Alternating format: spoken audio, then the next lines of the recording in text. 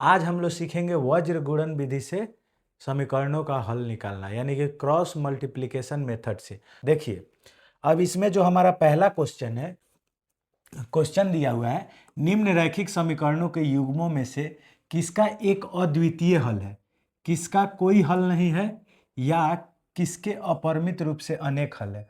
अगर अद्वितीय हल यानी कि एक हल होगा, इस स्थिति में वज्र गुणन विधि से ज्ञात कीजिए। तो सबसे पहले तो हमें यह देखना पड़ेगा कि इसका अद्वितीय हल होगा कि नहीं। तो अद्वितीय हल होने के लिए ये हमारा समीकरण 1 हो गया और ये हमारा समीकरण 2 हो गया। इसमें देखिए a1 का मान कितना है, x यानी कि 1 है। a2 का मान कितना है, अभी हम पहले समीकरण में देख रहे हैं। तो b1 का मान कितना है, देखिए a1 का मान 1 हो गया, b1 का मान हमारा -3 और c1 का मान -3। फिर वहाँ पे देखिए अगर हम, तो a2 का मान हमारा 3, b2 का मान हमारा -9 और c2 का मान -2। अब हमको देखना है कि अद्वितीय हल है या कि नहीं। तो देखिए, तो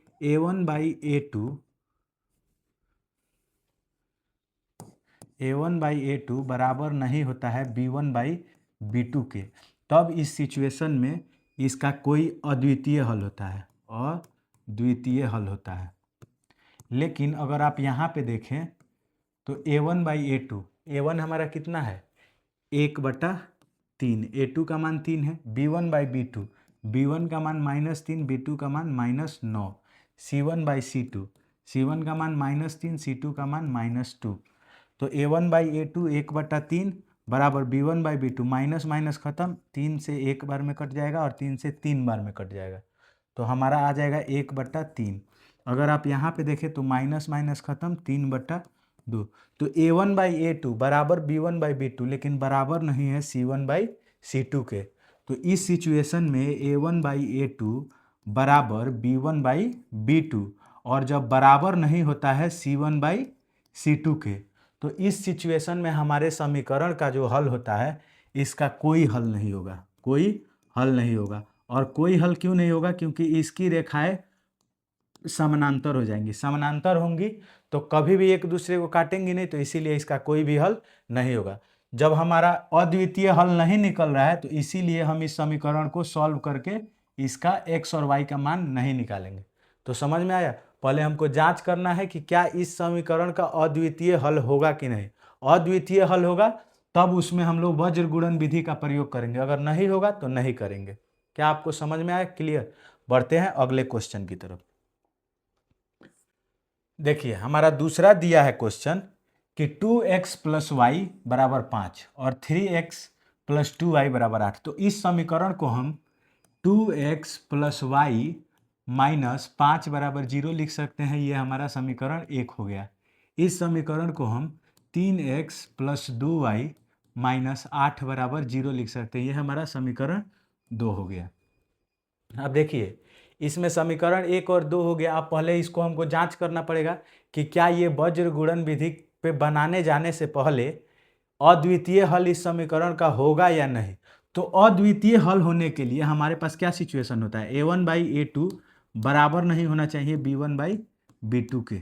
a1 देखिए तो कितना है 2, a2 कितना है 3, b1 देखिए तो कितना है 1 और b2 कितना है 2। तो क्या a1/a2 बराबर है b1/b2 के, नहीं है।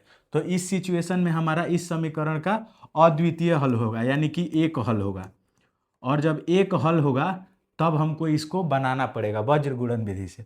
अब वज्र गुणन विधि समझिए आप इसमें a1 होता है, b1 होता है, c1 होता है, a2 होता है, b2 होता है, c2 होता है। तो इसका एक रिलेशन आप याद रखिएगा। सबसे आसान तरीका मैं बता रहा हूँ आपको, एक चुटकी में आप सवाल बनाएंगे और कभी गलत भी नहीं होगा। आप हमेशा याद रखिएगा कि आपको यहाँ पे लिखना है पहले b1/b2, फिर लिखना है c1/c2, यानी कि b से शुरू करना है bc, और फिर उसके बाद a1/a2, और फिर लिखना है b1/b2। ठीक, ये दोनों के बीच का जो हमारा संबंध होगा वो x आएगा, इन दोनों के बीच का संबंध x, इन दोनों के बीच का संबंध y, और इन दोनों के बीच का संबंध 1। अब देखिए इससे फॉर्मूला कैसे बनता है। हमारा फॉर्मूला ऐसे बनेगा, x/, B1C2 इसको इसमें गुना करेंगे और इसको इसमें गुना करेंगे, B1C2 माइनस B2C1 बराबर, यहाँ पे y का रिलेशन बनेगा C1A2 यानी कि जो पहले है उसको पहले लिखेंगे, जो बाद में है उसको बाद में लिखेंगे, माइनस C2A1 बराबर यहाँ पे हो जाएगा 1 A2 में हम A1 में B2 से गुना करेंगे। देखिए A1 में B2 से और A2 से B1 में, तो क्या हो जाएगा हमारा A1 B2 minus A2 B1, ये हमारा फॉर्मूला हो गया। अब इसमें हमारा मान दिया हुआ है, हम यहाँ पे पुट कर लेंगे, हमारा आंसर आ जाएगा। देखिए जैसे A1 का मान कितना है 2 हो गया, B1 का मान कितना हो गया y हो गया, C1 का मान कितना हो गया -5।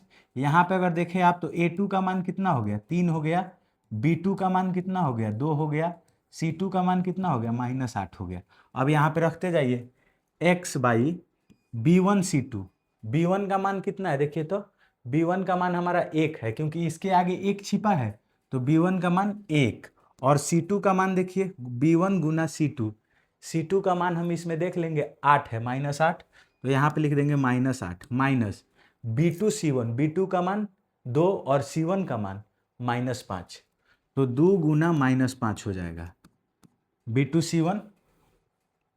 फिर हमारा है बराबर y C1A2, C1 का मान हमारा कितना है, यहाँ देखिए C1 का मान है हमारा -5, तो -5, A2 का मान हमारा कितना है 3, माइनस C2 का मान हमारा -8 है, -8 गुना, फिर हमारा C2A1 चाहिए, A1 का मान हमारा कितना है 2 है, 2 बराबर 1/A1 B2, A1 का मान हमारा 2 और B2 का मान 2, तो 2 गुना 2 हो जाएगा, फिर माइनस A2 का मान 3 और B1 का मान 1, तो 3 गुना 1 हो जाएगा।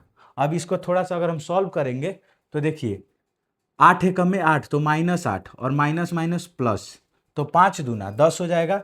10 में से ये हो जाएगा x बट्टा -8 प्लस 10, ये हो जाएगा बराबर y बट्टा -15 माइनस माइनस प्लस, तो -15 प्लस 16, ये हो जाएगा 1 बट्टा 2 दूना 4 माइनस 3 एकम में 3।